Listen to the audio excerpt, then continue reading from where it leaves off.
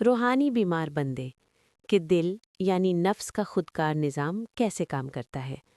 اس بندے کو صرف اپنے مطلب کا علم ہوتا ہے، تعلیم ہوتی ہے، لیکن قرآن کی تعلیم سے ناواقف ہوتا ہے۔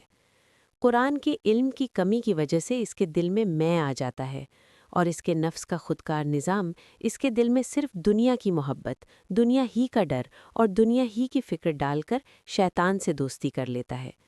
اس کا یہی نفس کا خودکار نظام اس کے دل سے اللہ کی محبت، اللہ کا ڈر اور اللہ کی فکر نکال دیتا ہے۔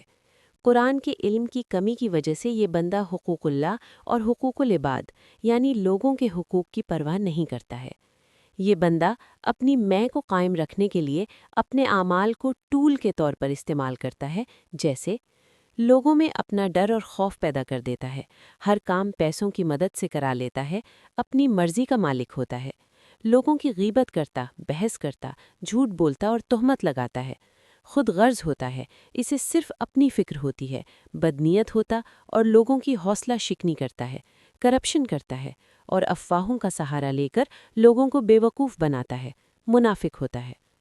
روحانی بیمار بندے کے غلط اعمال اور بد نیتوں کی وجہ سے وہ اپنی ہی سوچوں سے روحانی بیمار ہو جاتا ہے، جیسے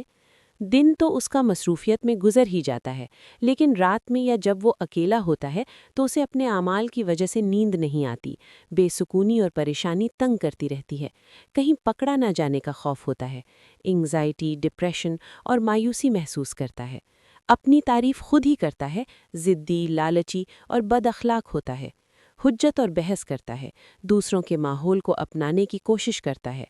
غور کریں، یہ خوف، انگزائٹی، ڈپریشن، مایوسی، ضدی، لالچی، نیند کا نہ آنا، وہم کرنا، اپنی ہی سوچوں میں گم رہنا وغیرہ سب روحانی بیماریاں ہی تو ہیں۔ اگر ان روحانی بیماریوں کا وقت پر علاج نہ کیا جائے تو یہ ذہنی بیماریوں میں بدل جاتی ہیں، یعنی اللہ کی دی ہوئی صلاحیتوں میں فرق پڑ جاتا ہے۔ اور اگر پھر بھی علاج نہ ہوا تو یہی ذہنی بیماری جسمانی بیماری میں بھی بدل جاتی ہے۔